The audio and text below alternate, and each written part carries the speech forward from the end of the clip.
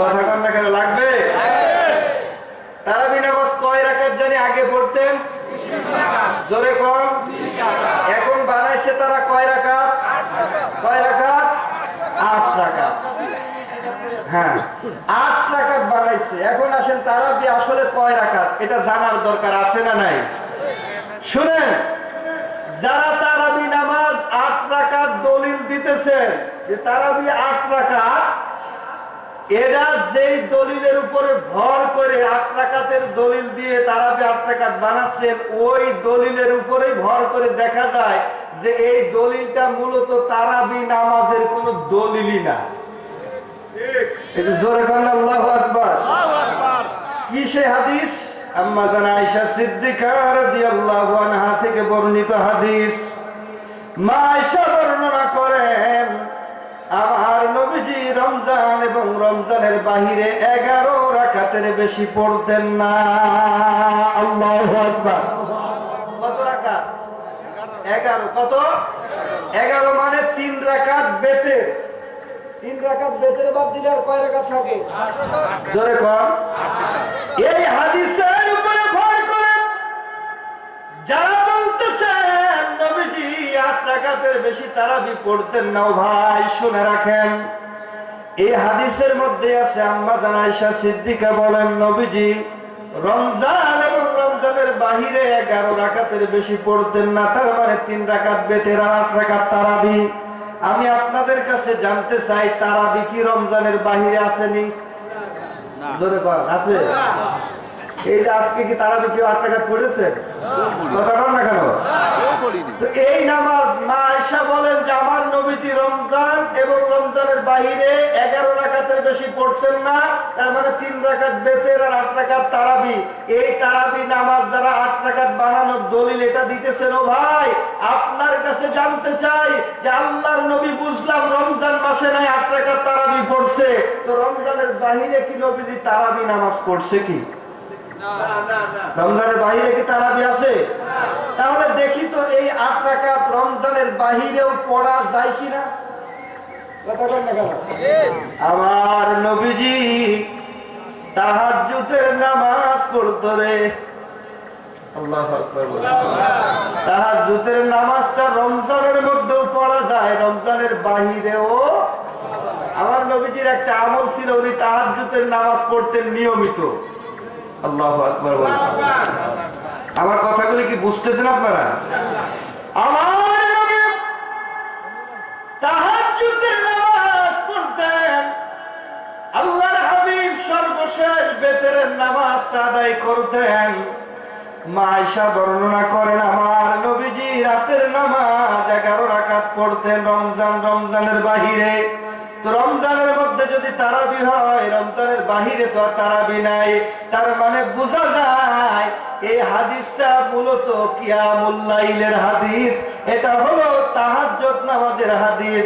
যেই তাহাজ্জুদ নামাজ নবীজি রমজানের মধ্যেও 8 রাকাত পড়েছেন, রমজানের বাহিরেও 8 রাকাত পড়েছে। জোরে বলো আল্লাহু আকবার। এখন আসেন, তারাবি নামাজ 20 রাকাতের কোন দলিল আছে কিনা বলেন তো, একটু জানার দরকার আছে না নাই? ইমাম বাইহাকি রাহমাতুল্লাহ আলাইহি তিনি দলিল উল্লেখ করেন। বাইহাকি শরীফের 3য় খণ্ডের 187 নম্বর পৃষ্ঠার মধ্যে হাদিস উল্লেখ।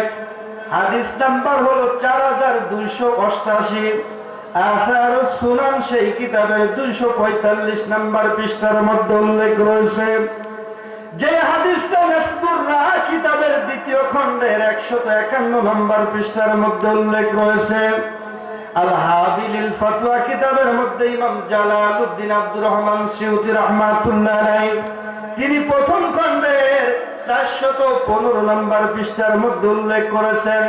ফাতহুল বারি শরহে বুখারী সেই কিতাবের 4র্থ খণ্ডের 316 নম্বর পৃষ্ঠার মধ্যে হাদিস উল্লেখ।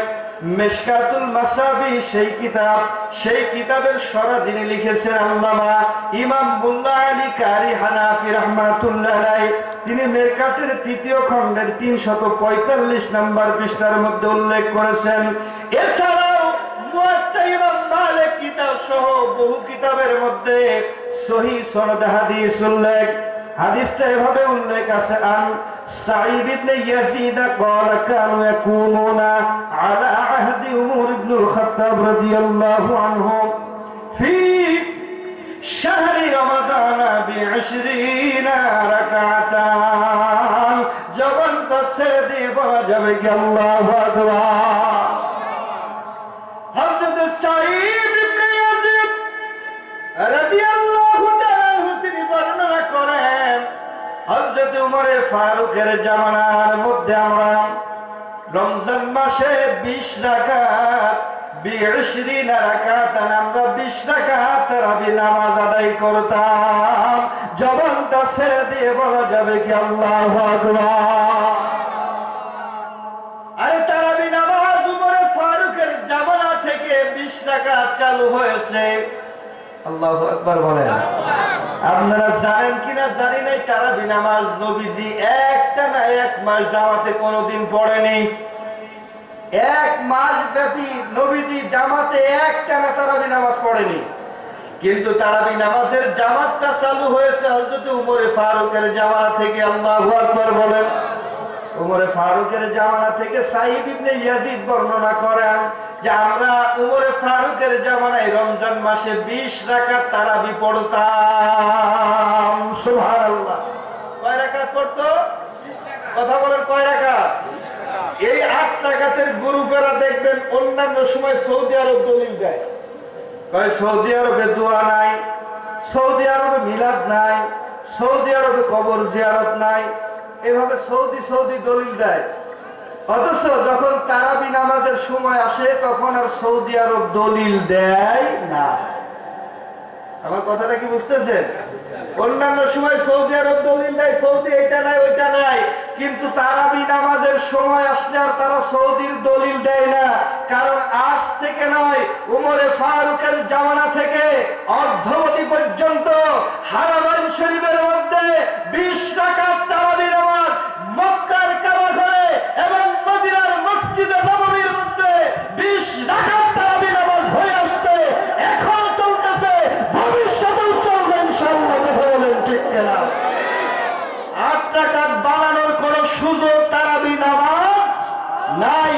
কোনোভাবেই তারাবি নামাজ 8 রাকাত হবে না। তারাবি নামাজ পড়তে হলে 20 রাকাতই পড়তে হবে। কথা বলেন ঠিক কিনা? 8 রাকাতের কোনো দলিল নাই। যেটা তাহাজ্জুদ নামাজের হাদিস নিয়ে এসে লাগাইছে তারাবির মধ্যে। আমি আপনাদের কাছে জানতে চাই, এরা হলো ঈমান চোর। এরা কি? এরা হলো আমল চোর। কি চোর? কথা বল না কেন? কি চোর? আমি একটু বুঝাই দিই, বুঝাবো? কি কষ্ট নিতেছেন আপনারা আমার উপরে? শুনেন, ইবলিস শয়তানের নাম আপনারা শুনেছেন? এখানে 2 জন শুনছেন, আপনারা শুনছেন না? না, কথা কর না। ইবলিসের নাম শুনছেন? ইবলিসের কাজ কি জানেন? একটু শুনেন, তারপরে আমি আবার এখানে আসতেছি। আমার আল্লাহ আদম আলাইহিস সালামকে সৃষ্টি করার পরে সব ফেরেশতা ইবলিস সহ সব ফেরেশতাদেরকে আল্লাহ পাক হুকুম দিলেন, উসজুদু লিআদম, তোমরা আদমের দিকে সিজদায় অবনত হও। আল্লাহু আকবার। কার দিকে সিজদা করবে? আদমের দিকে। কথাটা বুঝেন না মনে হয়? কার দিকে? আদমের দিকে। আমার আল্লাহ বলেন, উসজুদু লিআদম, তোমরা আদমের দিকে সিজদায় অবনত হও। অনেক হুজুর ওয়াজ করে আল্লাহ নাকি বলছে আদমকে সিজদা করো। দেখুন, আদমকে সিজদা না, সিজদা আল্লাহ আদমের দিকে করার জন্য বলছে, কিন্তু আদমকে সিজদা করার কথা বলেনি। কাকে বলছে একটু জানার দরকার, নাকি বলেন? আমরা যখন নামাজ পড়ি কোন দিকে ফিরে? জোরে বলেন, কোন দিকে? পশ্চিমে নামাজ পড়েন কেন? এইদিকে কাবা ঘর আছে। কি আছে? সিজদা দেওয়ার সময় যদিও পশ্চিম দিক, মানে দিকটা পশ্চিম, কাবার দিক, কিন্তু সিজদা পাওয়ার মালিক কি কাবা ঘর নাকি আল্লাহ? সিজদা দেন কি কাবা ঘরকে না আল্লাহকে? জোরে বলেন, কাকে দেন?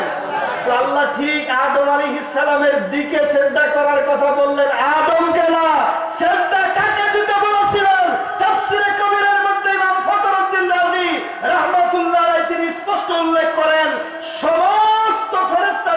শাপলা বানিয়ে আদম আলাইহিস সালামের পিঠে নূরে মুহাম্মদী ছিল, সেই নূরে মুহাম্মদীকে আল্লাহ সিজদা দেওয়ার কথা বলেছে। একটু জোরে বলেন তো সুবহানাল্লাহ।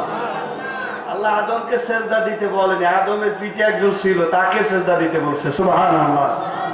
এজন্য আল্লাহ বলেন উসজুদু লিআদম, তোমরা আদমের দিকে সিজদায় অবনত হও। সব ফেরেশতা সিজদা করলো ইল্লা ইবলিস, ইবলিস সিজদা করলো না। ইবলিস সিজদা করলো না। ইবলিসের পরিচয়টা হলো সে একজন জিনের সন্তান। কিসের সন্তান? সে কিন্তু মূলত ফেরেশতা না, সে একজন জিনের সন্তান ছিল।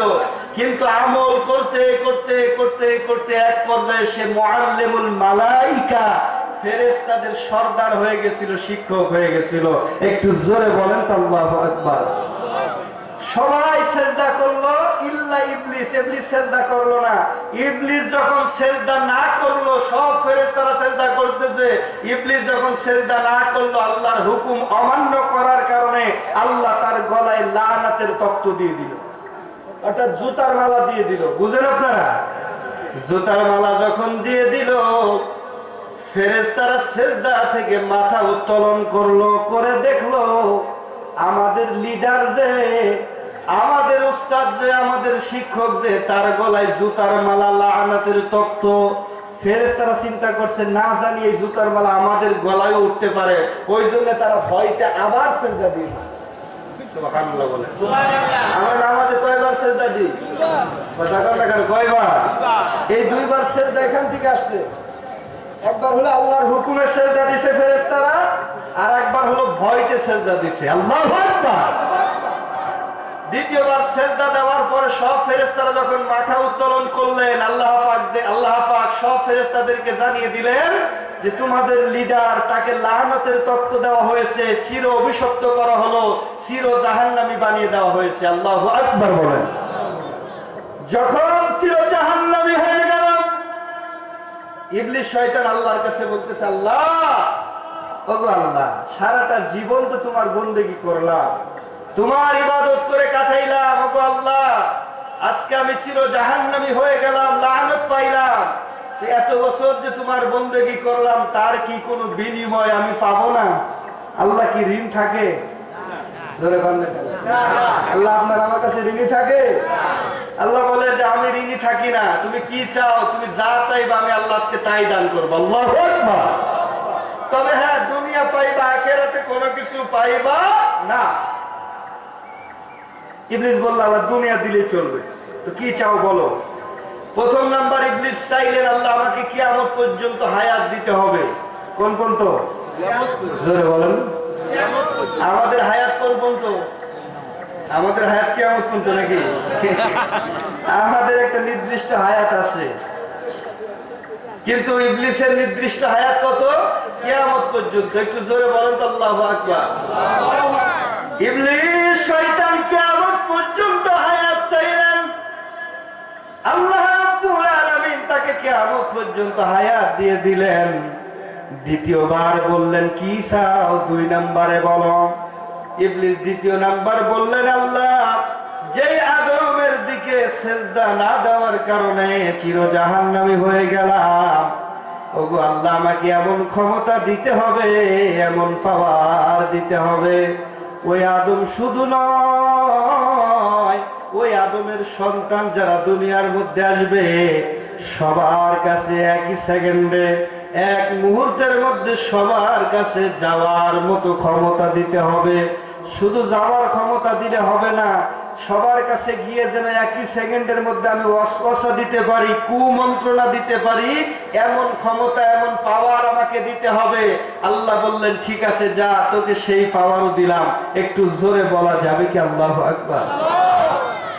এই পাওয়ার যখন ইবলিস শয়তান পাইছে, আল্লাহকে চ্যালেঞ্জ করে। এখন আমাদের দেশে বহু মানুষ ক্ষমতা পাওয়ার পরে পাওয়ার মাটিতে চলে না, এমন আছে না নাই? কথা বল না কেন? কিন্তু ইতিহাস তো সাক্ষী দেয়, সাদ্দাত, নমরুদ, ফিরাউন, কারুন, হামান যারা ছিল, তারা এত বড় ক্ষমতার মালিক হওয়ার পরও কিন্তু তারা দুনিয়া থেকে চলে গেছে, ঠিক কি না? আমার ইবলিস আল্লাহর সাথে চ্যালেঞ্জ জানালেন যে আল্লাহ, যেই ক্ষমতা আমাকে দিলা, এই ক্ষমতার বল খাটিয়ে, এই ক্ষমতা খাটিয়ে আপনার কোন বান্দাকে আপনার ইবাদত করতে দেব না। আপনার বান্দারা যখন ইবাদত করতে যাবে, তখন আমি তাদেরকে ওয়াসওয়াসা দিয়ে, কুমন্ত্রণা দিয়ে ফিরিয়ে রাখবো। আল্লাহ আপনার কোন বান্দাকে আপনার ইবাদত করতে দেব না। আল্লাহ বললেন, আমার বান্দা যারা হবে তারা হয়তো তোমার কুমন্ত্রণায় পড়ে গুনার কাজ করবে। যদি কোনো খারাপ কাজ করে ফেলায়, আমি আল্লাহর কাছে তওবা করবে। তওবা করার সঙ্গে সঙ্গে আমি আল্লাহ তাদেরকে মাফ করে দিব। একটু জোরে বলা যাবে কি সুবহানাল্লাহ? ইবলিস বলল কি, আল্লাহ তোমার কোন বান্দাকে তোমার ইবাদত করতে দেব না। ওরা ইবাদত করতে যাবে, আমি ওয়াসওয়াসা দেব, কুমন্ত্রণা দেব, ফিরাই রাখবো। এখন দেখি তো ইবলিসের এই স্বভাবটা। বলেন তো ইবলিসের কাজ কি? আল্লাহর ইবাদত থেকে মানুষদেরকে ফিরিয়ে রাখা। মানুষদেরকে, কথা বলেন না কেন? আল্লাহর ইবাদত থেকে মানুষদেরকে ফিরিয়ে রাখার দায়িত্ব কার? জোরে বলেন কার? ইবলিসের। এখন আসেন, তারাবি নামাজ যারা 12 রাকাত বাদ দিল, 8 রাকাত বানাইলো, আমি আপনাদের কাছে জানতে চাই, এই 12 রাকাত নামাজ যদি কেউ পড়তো, 12 রাকাতে কয়বার সেজদা দিত? 12 দুগুণী, জোরে বলেন কতবার? আচ্ছা, এই 24 বার সেজদা কি বান্দা ইমাম সাহেবকে দিত না আল্লাহকে দিত? জোরে বলেন কাকে দিত? তো এই আল্লাহকে সেজদা দিত এই বান্দাগুলি, 24 বার আল্লাহকে সেজদা দিত। আমাদের মতো মাথায় পাগড়ি আর জুব্বা আর দাড়ি লাগিয়ে যারা ফতোয়া দিল যে 12 রাকাত তারাবি বাদ, 8 রাকাত পড়তে হবে, 20 রাকাত পড়া যাবে না, বুঝবেন এই আল্লাহর 24 বার সেজদা দেওয়া থেকে ওই হুজুর ফতোয়া দিয়ে ফিরায় রাখলো। কথাটা কি বুঝতেছেন আমার? ওই হুজুর ফতোয়া দিয়ে 12 দুগুণী 24 বার আল্লাহকে সেজদা দেওয়া থেকে ফিরাইয়ে রাখলো। বলেন তো আল্লাহর ইবাদত থেকে ফিরিয়ে রাখার কাজটা কার? তাহলে বলেন, যেই হুজুর এই ফতোয়া দিল, ওই হুজুরের ফতোয়াটা তো দেখি ইবলিসের সাথে মিলে যায়। কথা বল না কেন? এর ফতোয়া তো দেখি ইবলিসের খালাতো ভাই মনে হইতেছে, কারণ ইবলিসের কাজটা ওই হুজুর সমাধান করতেছে। কথা বলেন ঠিক ঠিক? হ্যাঁ, এজন্য আমি বলি, যারা 8 রাকাত তারাবি বানিয়েছে, যেহেতু ওমরে ফারুক থেকে সহিহ সনদে হাদিস বর্ণিত, সাইদ ইবনে ইয়াজিদ বলেন ওমরে ফারুকের জামানা থেকে অর্ধমণি পর্যন্ত 20 রাকাত তারাবি হারামান শরীফে, মক্কার কাবা ঘরে, মদিনার মসজিদ নববীতে এবং তামাম দুনিয়ায় মুসলমানরা 20 রাকাত তারাবি পড়ে। এই 8 রাকাত পড়নেওয়ালারা এই মাত্র 4-5 বছর বাংলাদেশে দেখা যাইতেছে এলাকার মধ্যে। কথা বলেন না কেন? মুরব্বীরা বলেন, আজ থেকে 10 বছর আগেও তারাবি 8 রাকাত পড়তে হবে এমন ফতোয়া শুনেছেন? কথা বলেন, শুনেছেন? ইসলাম কি 10 বছর আগের ইসলাম নাকি আরো বহু পুরাতন? তাহলে যারা নতুন ফতোয়া দিতেছে, বুঝবেন এরা হলো ইবলিসের কাজটা সহজ করতেছে। আমরা রমজান মাস আসলে বেশি পরিমাণে নেক আমল করব, নাকি বলেন আপনারা? বেশি পরিমাণে নেক আমল করবেন। কেন? নবীজি বলেছেন রমজান মাস হলো ফসল ঘরে তোলার মাস। সুবহানাল্লাহ বলেন। ওই সময় যদি হেলায় সময়টা নষ্ট করে দেন, তাহলে আপনার ফসল, যেমন ধানের সময় যদি ধানটা ঘরে না উঠান, বৃষ্টির কারণে আপনার ধানটা নষ্ট হইলেও হয়তো ওই সময় যত তাড়াতাড়ি সম্ভব কৃষক কি করে, তার ফসল যখন পরিপক্ক হয়ে যায়, যত তাড়াতাড়ি সম্ভব সে ঘরে তুলে। ঠিক নবীজি বলেছেন রমজান মাস হলো ফসল ঘরে তোলার মাস। বলেন তো ওই মাসে বেশি পরিমাণে ইবাদতের দরকার আছে না নাই? তাহলে তারাবি নামাজ কয় রাকাত পড়বেন? জোরে বলেন, কয় রাকাত? 8 রাকাত তারাবি কোন নামাজই নেই। 8 রাকাত কোন তারাবি হবে না, ওটা তাহাজ্জুদের হাদিস। তাহাজ্জুদ নামাজের হাদিস তারাবির মধ্যে লাগাইছে। প্রিয় ভাইরা আমার, এদের থেকে সাবধান থাকবেন। আল্লাহ তাদের কাছ থেকে আমাদের ঈমানকে হেফাজত করুন। জোরে বলেন আমিন।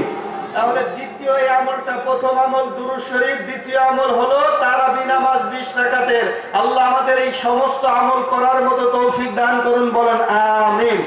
3 নাম্বার একটা মাসআলা আলোচনা করি, কবর জিয়ারত, মাজার জিয়ারত। কি বলেন আপনারা? দরকার আছে না নাই? এখানে পাশে আমাদের আল্লাহর ওলি আব্দুল কাদের রহমাতুল্লাহ আলাইহি উনি ঘুমিয়ে আছেন। আল্লাহু আকবার বলেন। আমি যখন এখানে ঢুকছি, ঢুকে আগে ওনার মাজার শরীফ জিয়ারত করছি, আলহামদুলিল্লাহ বলেন। ওনার মাজার যখন জিয়ারত করছি, নিজের মধ্যে বিশ্বাস করেন আলাদা একটা শান্তি অনুভব করতেছি। আলহামদুলিল্লাহ বলবেন না? আল্লাহর ওলি যারা হয় তাদের সোহবতে গেলে আত্মার মধ্যে একটা আলাদা শান্তি পাওয়া যায়। সুবহানাল্লাহ বলেন। আমি বাংলাদেশ সহ ইন্ডিয়াতে বহু মাজার জিয়ারত করেছি, যেখানে আল্লাহর আউলিয়াদের মাজারগুলি জিয়ারত করি, আল্লাহর আউলিয়াদের মাজারের পাশে দাঁড়াইলেই যেন কেমন একটা রহমতের শান্তি মনের ভিতরে বসবাস করে, মনের ভিতরে একটা শান্তি পাওয়া যায়। একটু জোরে বলেন তো আল্লাহু আকবার। এখানে মাজার জিয়ারত নিয়ে কিছু কথা বলি। আমাদের দেশে যেহেতু আমার আগে প্রধান বক্তা উনি অনেক সুন্দর সুন্দর আলোচনা করেছেন, ও ভাই আমাদের দেশে আমরা ইতিপূর্বে দেখেছি কিছুদিন আগে কিছু পথ ভোলা মানুষ, ব্যাককল গ্রুপ, যারা আল্লাহর আউলিয়াদের মাজার ভাঙার চেষ্টা করেছে, অনেক জায়গায় ভেঙেও দিয়েছে। কথা বলেন না কেন? বলে মাজারে কি হয়? মাজারে বলে শিরিক হয়। মাজারে কিসের শিরিক হয়? মাজারের লোক গাঁজা খায়, ওই কারণে মাজার ভাঙতে হবে। এটা হলো তাদের ফতোয়া। মাজারে গাঁজা খায়, ওই জন্য মাজার ভাঙতে হবে। তো আমি বলি, মাজারে গাঁজা খাইলে যদি মাজার ভাঙা লাগে, তো কুষ্টিয়ার লালনের মাজার ভাঙস না কেন? সেখানে তো কারো আক্রমণ করতে দেখলাম না। বলেন তো, লালনের মাজারে যেই পরিমাণে গাঁজা সেবন হয়, কথা কি ভুল বলতেছি ভাই? তো ওই মাজারে হাত দিস না কারে? ওখানে গেলে পুলিশে বাটান দিবেন, ওই কারণে ওখানে যায় না। কথা বলেন ঠিক কিনা? নরম পয়সা আল্লাহর আউলিয়াদেরকে নাকি? আল্লাহর আউলিয়াদের মাজার জিয়ারত হবে কিনা? যারা আজকে বলতেছে মাজারকে ভেঙ্গে সমান করে দাও, শুনে রাখো, তোমরা যে হাদিসের উপরে ভর করে মাজার ভাঙার জন্য চেষ্টা করতেছো, ওই হাদিসটা মুসলমানদের মাজারের হাদিসই না। সিহাসিত্তার হাদিসের 6 কিতাবের অন্যতম কিতাব সহিহ মুসলিমের হাদিস। আম্মা জান আয়েশা সিদ্দিকা রাদিয়াল্লাহু আনহা সহ অনেকজন সাহাবী থেকে হাদিস বর্ণিত রয়েছে। আল্লাহু আকবার বলেন। আমার নবীজি বলেন, কুনতু নাহাইতুকুম আন জিয়ারাতিল কুবুরি ফাজুরুহা। সুবহানাল্লাহ বলেন। নবী আমার ডাক দিয়ে বলেন, সাহাবীরা, আমি তোমাদের ইতিপূর্বে কবর জিয়ারত নিষেধ করেছিলাম। কুনতু নাহাইতুকুম আন জিয়ারাতিল কুবুর, আমি তোমাদের ইতিপূর্বে কবর জিয়ারত নিষেধ করেছিলাম। কেন নিষেধ করেছিল? অন্য হাদিসের মধ্যে পাওয়া যায়, যেই সময় নবীজি কবর জিয়ারত নিষেধ করেছিল, ওই সময় ইসলামের প্রথম, তখন মুসলমানদের কোনো কবরস্থান ছিল না, মুসলমানদের কোনো কবর তখন ছিল না। ইহুদি নাসারাদের উঁচা উঁচা কবর সেই সময় ছিল। আল্লাহর নবী হযরত আলীকে তখন কবর ভেঙে সমান করার হুকুম দিয়েছিল। মূলত কবর ভাঙার যেই কথাটা নবীজি বলেছিল হযরত আলীকে, ওই হাদিসটা মূলত ইহুদি নাসারাদের কবর ভাঙার হাদিস। কারণ ওই সময় মুসলমানদের কোনো কবরই হয় নাই, কারণ মুসলমান নবীজি ইসলামের দাওয়াত কেবল দেওয়া শুরু করেছে। একটু জোরে সোরে বলা যাবে কি আল্লাহু আকবার? এই জন্য নবী হাদিস বর্ণনা করতে গিয়ে বললেন, নাহাইতুকুম আন জিয়ারাতিল কুবুর, আমি তোমাদের ইতিপূর্বে কবর জিয়ারত নিষেধ করেছিলাম। নবীজি বলেন, ফাজুরুহা, আমি এখন তোমাদের আদেশ করতেছি, তোমাদের হুকুম দিতেছি। আল্লাহু আকবার বলেন। সহিহ মুসলিমের হাদিস, যার বলার কোনো সুযোগ নেই। আমার নবীজি বললেন, ফাজুরুহা, তোমরা বেশি বেশি পরিমাণে কবর জিয়ারত করো। সুবহানাল্লাহ। কবর জিয়ারত তোমরা বেশি বেশি পরিমাণে করো। কেন কবর জিয়ারত বেশি পরিমাণে করবা? ফাইন্নাহা তুযাক্কিরুল মাউত, কবর জিয়ারত করলে তোমাদের মৃত্যুর কথাটা স্মরণ হয়ে যাবে। আল্লাহু আকবার। নবীজি বলেন, ফাজুরুহা, বেশি বেশি জিয়ারত করো। কেন জিয়ারত করবা? ফাইন্নাহা তুযাক্কিরুল মাউত, মৃত্যুর কথা স্মরণ হবে। আল্লাহু আকবার। কবর জিয়ারত করলে মৃত্যুর কথা স্মরণ হবে। ও ভাই শুনে রাখেন, দুনিয়ার মধ্যে আপনি যত খারাপ মনের মানুষ হন না কেন, যত বড় শক্ত হৃদয়ের মানুষ হন না কেন, যদি একটা কবর, একটা মাজারের পাশে আপনি মুহূর্তে দাঁড়িয়ে যান, বলেন তো শক্ত হৃদয়ের মানুষটার দিলটাও একটু হইলেও নরম হইলে হবে কিনা? বলেন হবে কিনা? ধরেন এই এলাকার মধ্যে সবচাইতে খারাপ মানুষ, সেই লোকটা মারা গেছে। এমন একটা খারাপ মানুষ যার ভয়ে সন্ধ্যার পরে মানুষগুলি রাস্তা থেকে মানে বাড়ি থেকে বের হতে পারতো না। রাস্তায় গেলে একটা ভয় আতঙ্ক কাজ করতো যে না জানি কি করবে আমার অমুকে। কথা বলেন না কেন? এমন এক সময় ছিল কিনা বলেন? বহু মানুষকে ক্রস ফায়ারে দিচ্ছেন এরকম লোকে। তো ওই মানুষগুলি যাদের ভয়ে মানুষ সন্ধ্যার পরে ঘর থেকে বাহির হতে পারতো না, ওই মানুষটা আপনার গ্রামের যদি হয়ে থাকে, ওর কবর আপনার গ্রামের যদি হয়, বলেন তো ওর কবরের পাশে দাঁড়ালে আপনি একটু চিন্তা করবেন না রে এই লোকটার একদিন এমন ক্ষমতা ছিল, যার ক্ষমতা এত পরিমাণে ছিল মানুষ খুব ভয় ভয় করতো, তার ক্ষমতার বলে মানুষ ভয়ে চলাফেরা করত। আজকে সেই এত ক্ষমতার মালিক হওয়ার পরেও এইভাবে কবরের মধ্যে ষাট হয়ে শুয়ে আছে। কথা না কেন? এত বড় ক্ষমতার মালিক হওয়ার পরেও যেহেতু এরকম ষাট হয়ে গেছে, সেহেতু আমাকে আপনাকে এইভাবে যেতে হবে। আচ্ছা বলেন তো ওই লোকটা যদি এই চিন্তাটা একটু ভিতরে নিয়ে আসে, ওর শক্ত হৃদয়টা হইলেও ওর দিলটা মুহূর্তের মধ্যে একটু হইলেও নরম হবে কিনা বলেন? যদি একটু নরম হয়ে যায় আর ও যদি চিন্তা করে না রে আমাকেও তো একদিন এভাবে মরে যেতে হবে, কবরে শুইতে হবে, যাক গতকালকে যা খারাপ কাজ করেছি আগামীকাল থেকে আর খারাপ কাজ করব না, এতদিন যা অন্যায় করেছি কাল থেকে আর কোনো অন্যায় করব না, এতদিন নামাজ পড়ি নাই কাল থেকে নামাজ পড়বো।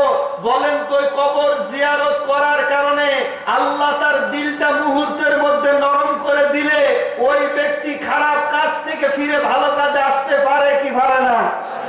জোরে বলেন পারে কিনা? এই জন্য নবীজি বলেন তোমরা মৃত্যুর কথাটা স্মরণ করো। কেন মৃত্যুর কথা স্মরণ করবা? মৃত্যুর কথা যদি স্মরণে থাকে তাহলে আপনি ব্যবসা করতে গেলে ওজনে কম দিতে পারবেন না, আপনি ব্যবসা করতে গেলে মালের মধ্যে ভেজাল দিতে পারবেন না, আপনি এই যে রমজান মাস আসতেছে ফরমালিন ফলের মধ্যে দিতে পারবেন না। এই যে খারাপ কাজগুলি যদি মৃত্যুর কথা স্মরণ থাকে তাহলে অন্যের জমি ফাঁকি দিতে পারবেন না, অন্যের টাকা আত্মসাৎ করতে পারবেন না, ইয়েতিমের মাল আপনি ভক্ষণ করতে পারবেন না, যদি শুধু মৃত্যুর কথাটা আপনার স্মরণে থাকে। কথা বলেন ঠিক কি না? এজন্য নবীজি বলেন তোমরা কবর জিয়ারত বেশি পরিমাণে করো, কেননা কবর জিয়ারত করলে তোমাদের মৃত্যুর কথাটা স্মরণ হয়, আর মৃত্যুর কথা স্মরণ হইলে মানুষ খারাপ কাজ করতে পারে না। এখন বলেন নবীজি যেহেতু কবর জিয়ারত করার হুকুম দিয়েছেন, সেহেতু কবর জিয়ারত এটা কি জায়েজ না নাজায়েজ? জোরে বলেন জায়েজ না নাজায়েজ? হ্যাঁ, যদি বলেন যে হ্যাঁ কবর জিয়ারত জায়েজ বুঝলাম, কিন্তু সেটা বাড়ি থেকে করতে হবে, এই এখানে এসে জিয়ারত করা যাবে না, উদ্দেশ্য করে জিয়ারতের নিয়ত করা যাবে না। আমি একটা হাদিস শরীফ শোনাই, সহিহ মুসলিমের মধ্যে হাদিস উল্লেখ, আম্মা জান আয়েশা সিদ্দিকা রাদিয়াল্লাহু আনহা বর্ণনা করেন যে আমি একদিন রাতের বেলায় আল্লাহর নবীকে বিছানার মধ্যে খুঁজে পাচ্ছি না, নবীজি কোথায় গেল খুঁজতে খুঁজতে দেখলাম হাত্তা জা আল বাকি, আল্লাহর নবী জান্নাতুল বাকিতে চলে গেছে। সুবহানাল্লাহ বলেন। মা আয়েশার ঘর থেকে আল্লাহর নবী জান্নাতুল বাকিতে গেছে। বলেন তো জান্নাতুল বাকি এটা কি মসজিদ না কবরস্থান? কবরস্থান। বলেন জান্নাতুল বাকি কি? কবরস্থান। তো নবীজি মা আয়েশার ঘর থেকে যেহেতু কবরস্থানে জিয়ারতের নিয়তে গিয়েছে, সেহেতু আমরা আমাদের বাড়ি থেকে জিয়ারতের নিয়তে কবরস্থানে যেতে পারবো কিনা? জোরে বলেন পারবেন কিনা? পারবো। শুধু তাই না, মা আয়েশা বর্ণনা করেন খালা আনা আলাইহি, আমি দেখলাম আল্লাহর নবীজি পায়ের জুতা মুবারক খুলে ফেললেন। সুবহানাল্লাহ। জুতা মুবারক নবীজি খোলার পরে মা আয়েশা বলেন একবার নয় রে, দুইবার নয়, তিনবার আমার নবী হাত তুলে কবরের দিকে ফিরে দোয়া করেছে। সুবহানাল্লাহ। কয়বার দোয়া করেছে? জোরে কয়বার? তো নবীজি যেহেতু তিনবার কবরের দিকে ফিরে দুই হাত তুলে দোয়া করেছে, বলেন তো আমরা দোয়া কবরের দিকে ফিরে করতে পারবো কিনা? জোরে কোন পারবো কিনা? আমাদের দেশে নতুন এক ফতোয়া বাহির হয়েছে, কবরস্থানে মাটি দেওয়ার পরে সূরা কিরাত পড়ার পরে হুজুরেরা বলে এখন দোয়া হবে, সবাই পশ্চিম দিকে ফেরেন। বলে কিনা? কথা বলেন না কেন? বলে যে পশ্চিম দিকে ফেরেন। আমি একবার এই ফিতনার সম্মুখীন হয়েছিলাম। তো দোয়া করবো, একজন মানুষ মারা গেছে, কবর শেষ, কবরের কাজ শেষ, এখন দোয়া হবে। সবাই সূরা ফাতিহা, সূরা ইখলাস যে যার মতো আমল করেছে এখন দোয়া করতে হবে। একজন বলল যে সবাই পশ্চিম দিকে ফেরেন, এখন দোয়া করা হবে। তো দোয়া তো করাবো আমি, তা আমি বললাম যে ভাইজান পশ্চিম দিকে ফিরতে হবে কেন, আমি একটু জানতে চাই। আপনারা কি বলেন, একটু জানার দরকার আছে না? তো উনি ফতোয়া দিল যে কবরের দিকে ফিরে মোনাজাত করলে শিরিক হয়। কথাটা কি বুঝেছেন আমার? উনি ফতোয়া দিল যে কবরের দিকে ফিরে মোনাজাত করলে শিরিক হয়, ওই কারণে পশ্চিম দিকে ফিরতে হবে। আমি বললাম ভাইজান আপনার এই ফতোয়া কি ঠিক দিছেন? হ্যাঁ এটাই ঠিক, কবরের দিকে ফিরে মোনাজাত করা যাবে না, শিরিক হবে। তাহলে কোন দিকে ফেরবো? পশ্চিম দিকে। তখন আমি বললাম ভাইজান আমি আপনার কাছে জানতে চাই, ঠিক আছে কবরের দিকে ফিরে মোনাজাত করলাম না, পশ্চিম দিকেই করলাম, কিন্তু আপনাকে গ্যারান্টি দিতে হবে যে পশ্চিম দিকে কোনো কবর নেই। আপনারা কি বলেন, এই পশ্চিম দিকে কি কবর আছে? কি কথা বলেন?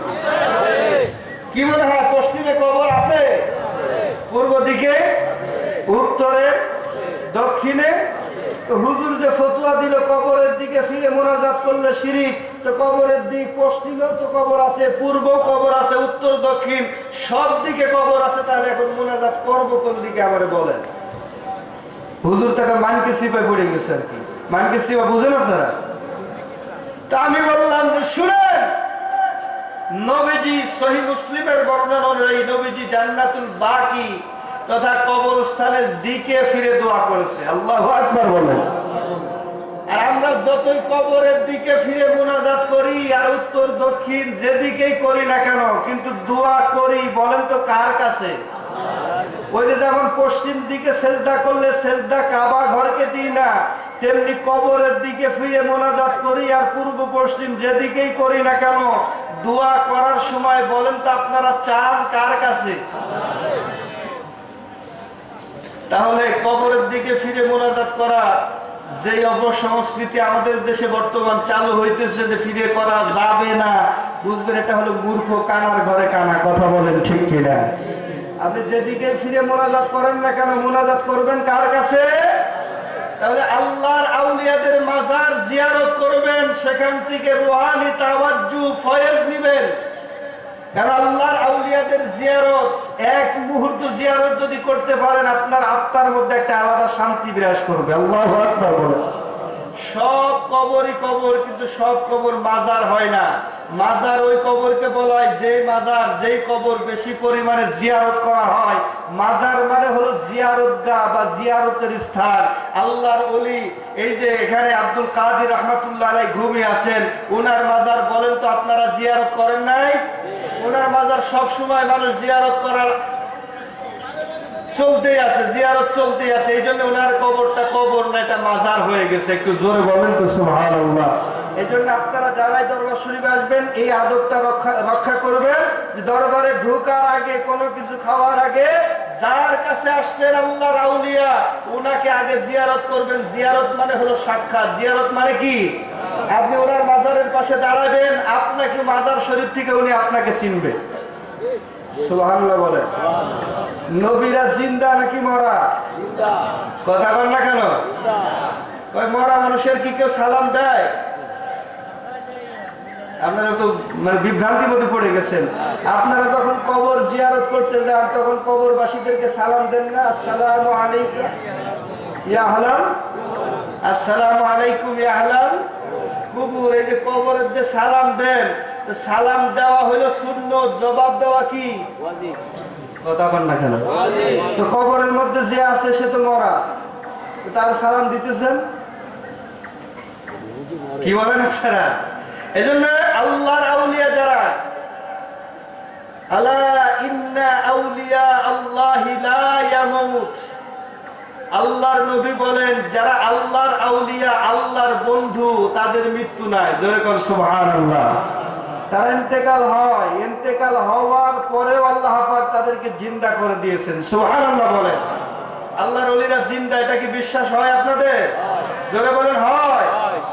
বলেন দলিল কি? আসলে দলিল কোরআন থেকে পাওয়া যায় যে আল্লাহর নবীর সাহাবীরা জিন্দা, নবীও জিন্দা, নবীর বন্ধু যারা, আল্লাহর বন্ধু যারা, তারাও জিন্দা। জোরে করেন সুবহানাল্লাহ। আল্লাহ বলেন, ওয়ালা তাকুলু লিমান ইউকতালু ফি সাবিলিল্লাহি আমওয়াত।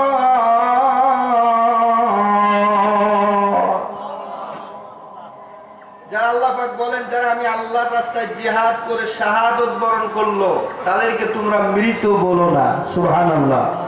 শহীদ যারা হয় তারা তো মরার পরেই হয়। মরার আগে কি শহীদ হয়? মরার আগে শহীদ হয় না। মরার আগে বাঁচলে গাজী, মরলে শহীদ। তো শহীদ হওয়ার পরে আল্লাহ বলতেছেন, যারা আমি আল্লাহর রাস্তায় জিহাদ করে শাহাদত বরণ করলো, তাদেরকে মৃত বলো না। বাল আহইয়াউন, বরং তারা জীবিত। ওয়ালাকিন লা তাশউরুন, কিন্তু তোমরা সাধারণ মানুষ এটা বুঝো না। আল্লাহর পথে, আল্লাহর পথে, নবীজির পক্ষে যারা জিহাদ করে শহীদ হয়েছে, শহীদ হওয়ার পরেও তারা জিন্দা, এটা আমরা বলিনি, বলেছেন কে? আল্লাহ। অন্য আয়াতের মধ্যে বলছেন, বাল আহইয়াউন ইনদা রাব্বিহিম ইউরযাকুন। শহীদরা শুধু জিন্দাই না, তারা আল্লাহর পক্ষ থেকে রিজিকও ভক্ষণ করে থাকে। জোরে করুন সুবহানাল্লাহ।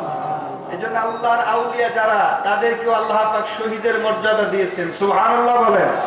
আল্লাহর বন্ধু ওলি আল্লাহর কাছে কেন যাবেন?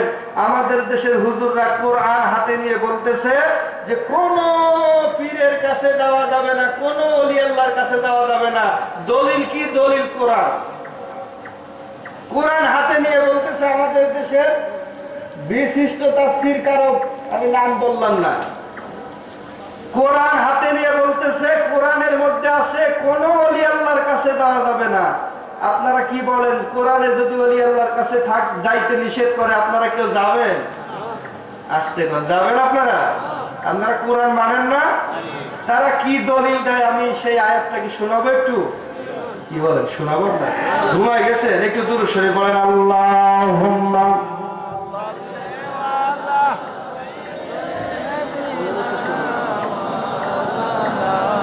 وعلى آل سيدنا مولانا محمد اللهم صل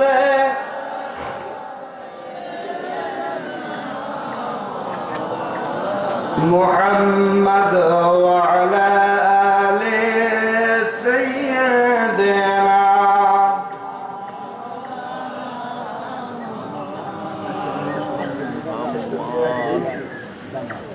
কি ভাই, আপনারা কি কষ্ট নিতেছেন আমার উপরে? আমার পরে বক্তা আসতেছে, আলহামদুলিল্লাহ খুব ভালো বক্তা, আপনারা ওয়াজ শুনে শান্তি পাবেন। আমি তো এত রাত্রের বক্তা না, এরপরও আপনাদের সামনে আসছে আর কি। আর কমিটি যেটা সিদ্ধান্ত করছে, হুজুরে এর উপরে তো যাওয়া যাবে না। আমি শুধু এতটুকু বলি, শুনে রাখেন, আমার টাইম শেষ হয়ে গেছে। এরপরও আমি এই কথাটা বলি যে আল্লাহর আউলিয়াদের কাছে কেন যাবেন? যারা আজকে আল্লাহর আউলিয়াদের বিরোধিতা করতেছে, নারে তাকবীর, জোরে বলেন নারে তাকবীর, নারে রিসালাত, জোরে বলেন নারে রিসালাত, আহলে সুন্নাত ওয়াল জামাত, কাদেরিয়া দরবার শরীফ। প্রিয় ভাইরা আমার পরবর্তী মেহমান চলে আসছে, আমি সামনের দিকে যাব না, গেলে বেয়াদবি হবে। ওলি আল্লাহর দরবার, এটা আদবের দরবার, ঠিক কিনা বলেন? আমি বেয়াদবি করতে চাই না, আমি বেয়াদব না। আল্লাহ ওনার কাছে বিশেষ করে শাহ সুফি আব্দুল কাদের রহমাতুল্লাহ আলাই, ওনার রুহানি ফয়েজ ও তাওয়াজ্জুহ ভিক্ষা চাই, এবং আপনাদের সকলের কাছে দোয়া চাই। গদ্দিনী হুজুর পাকের দোয়া ভিক্ষা চেয়ে আমার গোসাল অসম্পূর্ণ আলোচনা শেষ করব। তবে একটা জিনিস মনে রাখবেন, নামাজের মধ্যে সব সময় আল্লাহর ওলিদের রাস্তায় থাকার জন্য দোয়া করেন, ইহদিনাস সিরাতাল মুস্তাকিম সিরাতাল্লাযীনা আনআমতা আলাইহিম। আল্লাহ নিয়ামতপ্রাপ্ত বান্দাদের রাস্তায় আমাদের